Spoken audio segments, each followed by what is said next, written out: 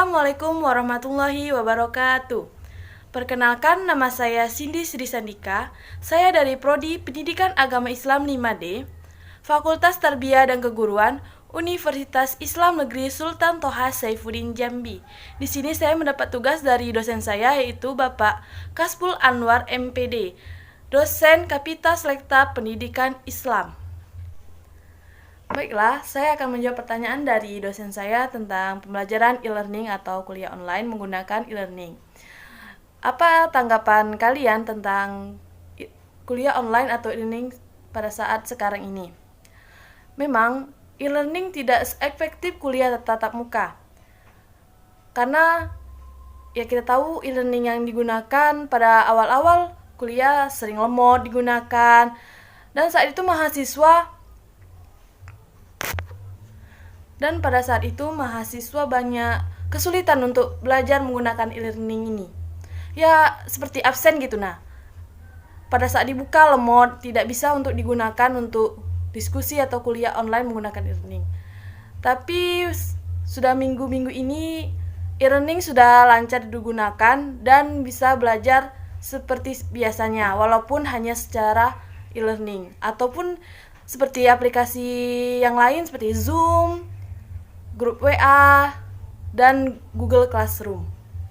Tantangan kuliah e-learning. Yang pertama adalah e-learning waktu baru digunakan itu sering lemot. Jadi kita sebagai mahasiswa susah untuk menggunakan e-learning untuk diskusi ataupun cuma untuk mengirimkan tugas yang diberikan oleh dosen. Seperti absen pun susah untuk digunakan. Karena lemot itu jadi susah untuk menggunakan e-learning. Yang kedua itu sinyal. Sinyal sangat berpengaruh karena kita kuliah secara online. Tidak semua di desa-desa itu sinyalnya lancar, apalagi kalau mati lampu. Jadi sinyal hilang. Jadi sebagai mahasiswa kita kesulitan untuk mengirim tugas. Dan deadline tugas itu sangat singkat gitu. Jadi sebagai mahasiswa kita harus mencari sinyal untuk mengirimkan tugas. Yang ketiga, kuota. Kuota itu sangat perlu untuk kuliah online, seperti banyak dosen yang menggunakan via Zoom. Jadi kuota kita banyak habis, jadi susah untuk gitu nah. Kita juga tidak ada subsidi kuota dari UIN. Jadi mahasiswa itu sangat kesulitan di kuota. Yang ketiga, bagaimana pandangan guru dan dosen dalam menjelaskan kuliah online? Menurut pendapat saya, ada beberapa dosen yang menjelaskan secara baik dan tidak.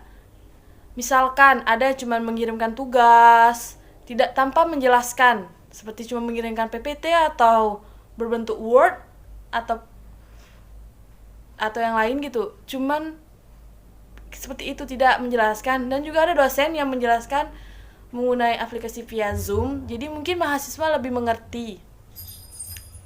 Yang keempat adalah solusi tantangan dari kuliah online. Yang pertama, solusinya adalah sekarang ini alhamdulillah e-learning sudah bisa digunakan secara lancar, jadi mahasiswa tidak terkendala lagi untuk menggunakan e-learning untuk mengirim tugas, berdiskusi ataupun absen di e-learning. Kedua, kendala sinyal. Seharusnya sebagai mahasiswa kita harus mencari sinyal sebelum diskusi ataupun kuliah online. Jadi saat kita kuliah kita tidak terkendala oleh sinyal dan kuliah kita menjadi lancar dan bisa mendapatkan ilmu-ilmu yang diberikan oleh dosen. Yang ketiga, kendala kuota. Supaya kuota kita lebih hemat, kita bagi kuota kita tuh untuk kuliah online. Jadi jangan dipergunakan seperti hal-hal yang tidak berguna. Gunakanlah kuota kita untuk kuliah online supaya kita bisa masalah kuota. Supaya kita lebih hemat kuota, kita gunakan kuota kita tuh untuk kuliah online dan gunakan untuk hal-hal yang bermanfaat. Jangan gunakan untuk hal-hal yang tidak bermanfaat.